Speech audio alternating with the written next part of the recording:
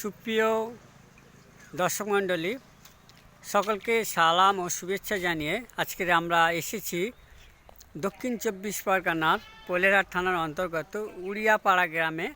সেই গ্রামের একটি মসজিদ আছে, শতাধিক বছর সেই মসজিদ পার হয়ে গিয়েছে, এখন নতুন সংস্করণ করা হয়েছে। সেই মসজিদের চিত্র আপনাদেরকে আস্তে আস্তে করে দেখাবো। পুরনো মসজিদে কী হাল হকিকাত ছিল, কী ইট ছিল, সেটাও আপনাদেরকে দেখাবো। আমরা এখন মসজিদের ভিতরে প্রবেশ করছি, চলুন দেখাই মসজিদের ভিতরগুলো। দেখুন, এটা পানীয়, এটা খাওয়ার পানি, এগুলো এখানে এক দাদা উজু করছে। এখানে দেখুন উজুর যে ব্যবস্থা সেখানে এখানে করা আছে। এই পুরনো মসজিদের যে হাল হকিকাত, এই যে জেনারেটর, এখানে বিদ্যুৎ চলে গেলে সেইগুলো এখানে চালু করা হয়। দেখুন এই মসজিদ, পুরনো মসজিদকে সংস্করণ করা হচ্ছে আস্তে আস্তে করে। সেই মসজিদ, এটা সম্ভবত এটা মক্তব।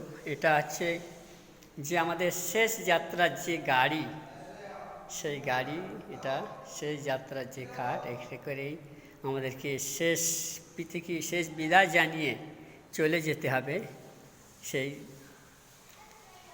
সেই চিত্র আপনাদেরকে দেখালাম। দেখুন, এটা উড়িয়াপাড়া জামে মসজিদ, একটা ঐতিহাসিক পুরানো মসজিদ।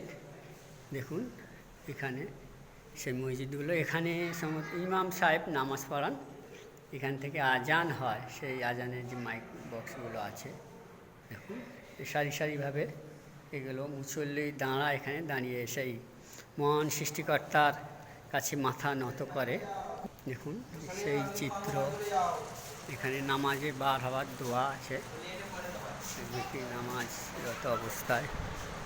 দেখুন এটা টাইলস, এখানেও নামাজের ব্যবস্থা হয়।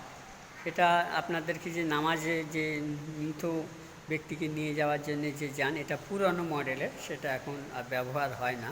এটা কাঠের, পিওর কাঠের, শাল কাঠের, এটা আর ব্যবহার হচ্ছে না, এখন স্টিলে আধুনিক হয়েছে। সেই আধুনিকের এগুলো নিয়ে যাওয়া হয়। এটা একটা পুরানো মসজিদ, সেই পুরানো, বিখ্যাত পুরানো সেই ইট আমি এখানে আপনাদেরকে দেখাবো। উপরের চিত্র আপনাদেরকে একটু দেখাবো। দেখুন এটা উড়িয়াপাড়া জামে মসজিদের চিত্র, একটা ঐতিহাসিক মসজিদ। এটা একটা গ্রামের মধ্যে অবস্থিত। মসজিদ হচ্ছে আল্লাহর ঘর। এখানে মসজিদ কথার অর্থ হচ্ছে সিজদা করার স্থান। সেখানে মহান সৃষ্টিকর্তার কাছে আমরা মাথা অবনত করি এবং আমাদের প্রার্থনা সব কিছু জানাই সেখানে। এটা কি মক্তব? এটা কি মক্তব? এটা মসজিদের অন্তর্ভুক্ত হয়েছে। কি জেনারেটার? ওখানে একটা জেনারেটার দেখলাম, এটা ভালো। এখন জেনারেটার হিসেবে চলে, বড় জেনারেটার। এই যে এখানকার মুয়াজ্জিন সাহেব, আপনি এখানে কত বছর আজান দিচ্ছেন? আমি এই 1 বছর 2 মাস আজান দিচ্ছেন। আচ্ছা আচ্ছা, এর আগে কি মুয়াজ্জিন ছিল জানেন? এর আগে অনেকেই ছিল। দেখি এখানে কিছু জনগণ আছে, সেখানে তাদের সাক্ষাৎকার নিতে চাই, দেখি তারা কি বলে। আচ্ছা ভাইয়া, এই মসজিদের কত বছর বয়স হবে? তা আপাতত আমার বয়সের কোনো হিসাব নেই, যতটুকু আমাদের জানা, আমার 53-54 বছর বয়স হয়েছে। বাপ দাদা দাদামুখী শোনা এই বিষয় যে মসজিদ আজগবি মসজিদ, একের রাত্রের মসজিদ এবং প্লাস পুকুর, এই পর্যন্ত যতটুকু আমাদের জানা আছে সেই বেগে আমরা নামাজ কালাম পড়ি, যাতায়াত করি। আচ্ছা, বর্তমানে যে মসজিদ দেখছি, আগে কি এরকম মসজিদ ছিল? না, একতলা মাটির মসজিদ ছিল। আচ্ছা, প্লাস চুনসুরকির ছাদ ছিল, টালির ছাদ, টালি দিয়ে, এবং লোয়ার ট্যাক্সার দেওয়া ছিল, বিম দেওয়া ছিল লোয়ার। আচ্ছা আচ্ছা, ঠিক আছে। এটা অনেকে বলে আপনি এটা হয়েছে অলৌকিক ক্ষমতায়। হ্যাঁ, আল্লাহ ক্ষমতা, সেটা আল্লাহ ভালো জানে। আচ্ছা আচ্ছা, এখানে ইটগুলো, সেই ইটটা এখানে একটা ইট এখানে দেখতে পাচ্ছি, সেই পাতলা ইট, এর কোনো নাম্বারিং নেই। হ্যাঁ, তো কত বছর এই মসজিদে বয়স বললেন? খুব একটা অনুমানিক 200 বছর উপর হবে। 200 বছর এখানে। আচ্ছা, এখানে কি ইফতারি হয়? কত লোক ইফতারি করে? তা মিনিমাম তোমার ধরুন প্রথম থেকে শুরু করলে 400। আচ্ছা, তারপরে 10 জন, একজন কাটতে শেষের দিকে তো 250, 300 এরকম একটা দাঁড়ায়। মামার নাম আচ্ছা মামা আচ্ছা আর এখানে মানে কি তারাবি হচ্ছে এখানে?